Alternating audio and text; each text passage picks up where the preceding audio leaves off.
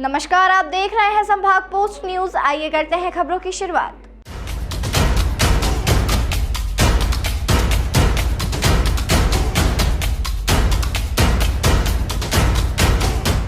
खरगोन के समीप प्रसिद्ध सरकार धाम आभापुरी के जाने माने संत मनशा जी महाराज आज इंदौर प्रवास पर थे।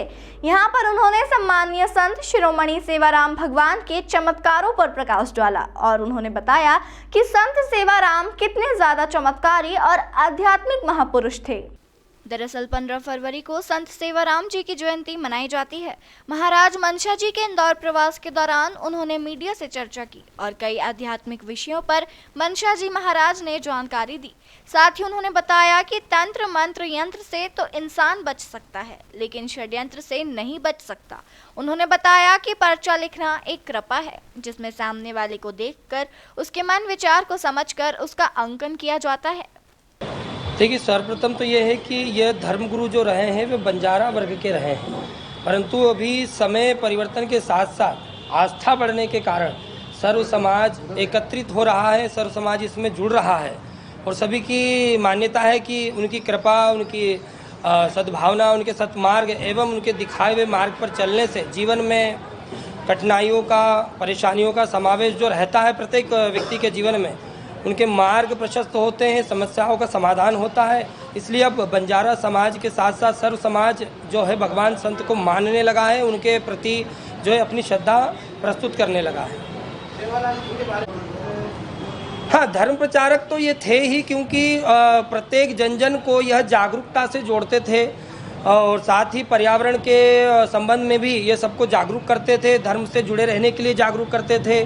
चोरी, इस प्रकार के कृत्य जो होते हैं, गलत कृत्य होते हैं, उनसे दूरी बनाने के लिए समाज को प्रेरित करते थे। इसलिए प्रचारक रूप में भी कहीं इनके भक्त जुड़े हुए हैं।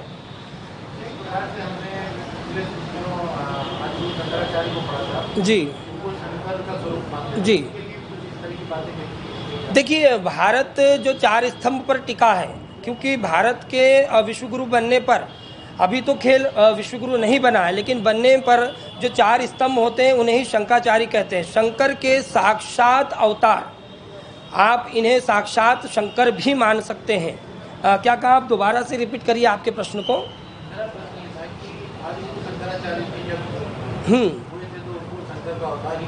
जी,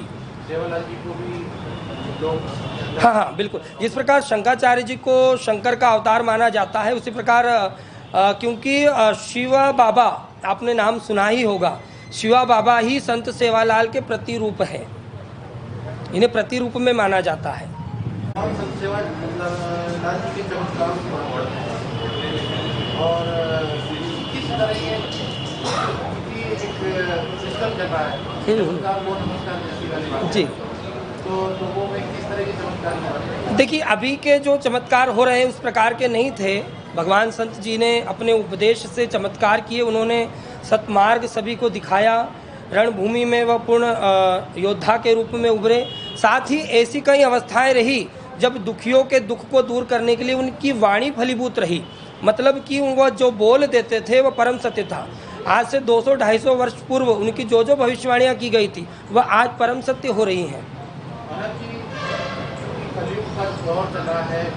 मैं देखता हूँ समाज में कई ऐसे युवा जी, तो कुछ लोग वहाँ अपनी अर्जी लगाते हैं, बागत हो जाते हैं। जी, संत सेवालाल जी के प्रति जो लोगों का समर्पण है, लोगों का श्रद्धा है, वो यदि कोई अर्जी लगाना चाहें या कुछ देखना चाहें तो उसके लिए देखिए, प्रार्थना स्वरूप अर्जी लगा कर के महाराष्ट्र में पोरागढ़ आपने सुना होगा, वहाँ पर महाभव्य मंदिर भगवान संत सेवालाल जी का है और अन्य महाराष्ट्र, कर्नाटक, उड़ीसा, आंध्रा, अन्य राज्यों में, यहाँ तक कि दिल्ली में भी भगवान संत के मंदिर आपको प्राप्त होंगे।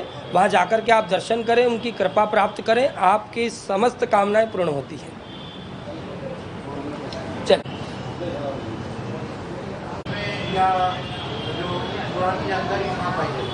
देखिए, ग्रंथ आप जानते होंगे कि सतयुग, द्वापर, त्रेता के समय में ग्रंथों का निर्माण हुआ, अंकित हुए, लेकिन यह एक तत्कालीन अवतार हैं जो कलयुग में लगभग 284 वर्ष पूर्व यह अवतरित हुए। इन्होंने अपनी कृपा से, जनमार्ग से जन का कल्याण किया और एक भगवान के रूप में बंजारा समाज के साथ साथ आज सर्व समाज के लिए यह कृपावान बने हैं। एक प्रथा के तौर पे इनको सूर्य देवता निकल रहे हैं, एक बीज से वृक्ष बन रहा है, मनुष्य से मनुष्य की उत्पत्ति हो रही है, ये चमत्कार नहीं है।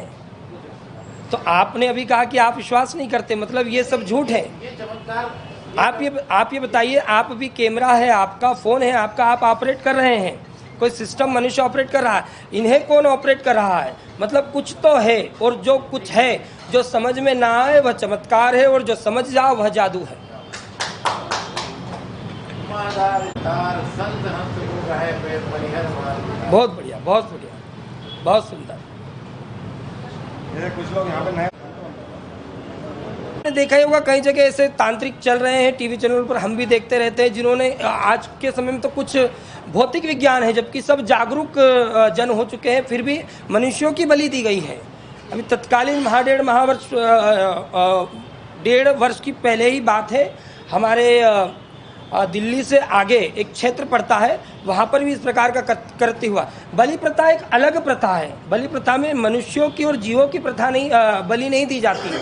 बलि का अर्थ होता है कि नारियल स्वरूप, जैसे नारियल को मनुष्य के शीर्ष रूप में माना जाता है, पान का जो पत्ता होता है उसे हृदय रूप में माना जाता है, लौंग होती है, ध्वजा होती है, तो इन प्रकार इन चीज़ों को देवता के चरणों में अर्पित कर, स्वयं को अर्पित समझकर इस प्रकार से इस बलि प्रथा को देखना चाहिए, ना कि किसी जीव को मारकर या किसी जन को मारकर। किसी मनुष्य को मारकर किसी कार्य में सफलता नहीं हो सकती।